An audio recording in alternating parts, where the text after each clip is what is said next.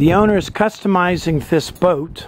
Originally, the boat manufacturer had the exhaust coming out the back of the boat, but it was getting trapped up underneath the swim platform, causing stinky, smelly fumes and odors coming into the back of the boat, also known as station wagon effect. So then they decided to go out the side of the boat, and a lot of boat builders are now putting the exhaust out the side of the boat, and for some reason they weren't happy with that. So now they're going to put an underwater exhaust. You can see the water line right here.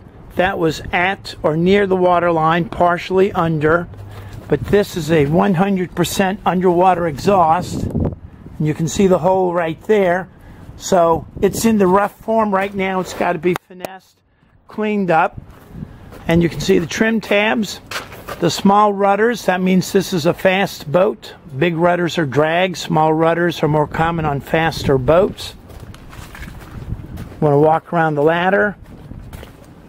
You can see the zincs, the underwater lights to attract the fish up at night, the big trim tab with the 2 Bennett actuators, trim tabs here.